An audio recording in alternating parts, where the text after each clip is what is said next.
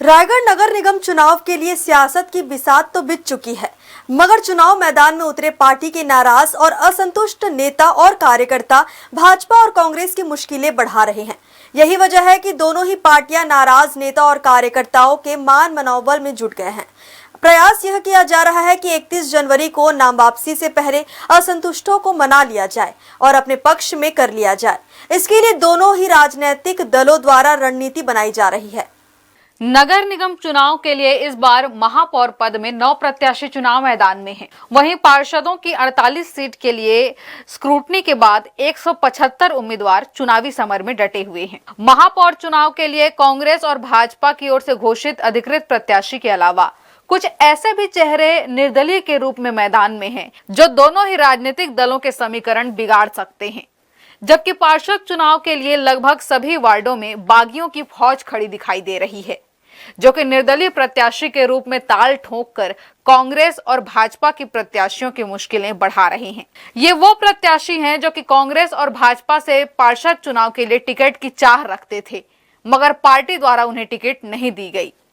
लिहाजा वे नाराज होकर अपने ही पार्टी के खिलाफ निर्दलीय प्रत्याशी के रूप में चुनाव मैदान में उतर चुके हैं। यही वजह है कि नामांकन और स्क्रूटनी की प्रक्रिया पूरी होने के बाद अब दोनों ही राजनीतिक दल अपने असंतुष्ट नेता और कार्यकर्ताओं को मनाने में जुट गए हैं। इसके लिए दोनों ही दलों द्वारा टीम भी गठित की गई है, जिनके द्वारा वार्ड वार्ड में जाकर नाराज नेताओं को मनाने का काम किया जा रहा है। देखिए, हर वार्ड में लगभग सभी लोगों ने जिन्होंने आवेदन किया है तो उनको हमने नामांकन भरने का निर्देश दिया था।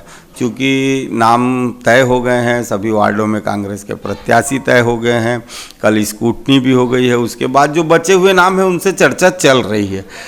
जैसे वार्ड नंबर 28, 19, 35 ये सब में उम्मीदवार हैं, तो उनसे हम लोगों ने बात की है और एक वरिष्ठ लोगों की टीम बनाई गई है, जिसके तहत वो हमारे प्रत्याशियों के पास जाएंगे और उनसे निवेदन करेंगे कि भाई कांग्रेस पार्टी के पक्ष में काम करें। और इस बात को कांग्रेस का कार्यकर्ता, कांग्रेस के जो प्रत्याशी जो टिकट के टिकटार्थी की दौड़ में थे, उनको भी मालूम है कि टिकट किसी एक को मिलनी है। तो इस तरह हम उनसे चर्चा कर रहे हैं और हमने पहले भी उनसे कहा था कि आपका आवेदन तभी स्वीकार किया जाएगा जब आप इस बात का शपथ लेंगे कि आप यदि टिकट नहीं मिलती है तो वो अपना नाम वापस लेकर कांग्रेस के पक्ष में काम करेंगे। तो हमारे सीनियरों की टीम आज सुबह से सभी के संपर्क में है और लगभग हमको इसमें सफलता मिल रही है। अपवाद स्वरूप 1-2 नाम यदि विपक्ष के रूप में चुनाव लड़ेंगे तो उनको भी समझाने का प्रयास किया जाएगा।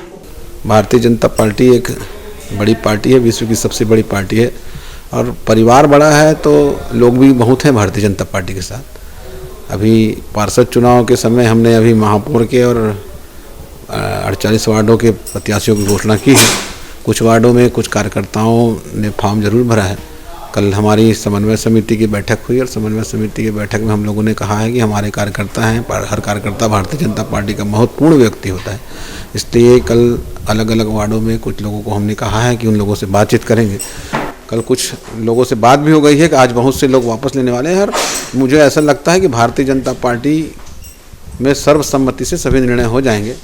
थोड़ी बहुत नाराजगी है, उसको दूर करके हम अपने पूरे परिवार को एका के साथ चुनाव लड़ेंगे। नगरीय निकाय चुनाव के लिए नाम वापसी लेने के लिए अब सिर्फ एक ही दिन का समय बच गया है। 31 जनवरी को दोपहर तक नाम वापसी की प्रक्रिया पूरी हो जाएगी और उसके तुरंत बाद प्रत्याशियों को चुनाव चिन्ह का वितरण भी कर दिया जाएगा। यही वजह है कि महापौर और पार्षद चुनाव में अपनी जीत सुनिश्चित करने के लिए कांग्रेस और भाजपा द्वारा नाराज नेताओं से नामांकन वापस कराने पूरी रणनीति के साथ काम किया जा रहा है और पूरा प्रयास किया जा रहा है कि 31 जनवरी से पहले सभी असंतुष्टों को अपने पक्ष में कर लिया जाए, ताकि चुनाव को लेकर किसी भी तरह की चिंता न रह जाए। हर्ष न्यूज के लिए राहुल अधिकारी के साथ रोहिताश्व बेहरा की रिपोर्ट।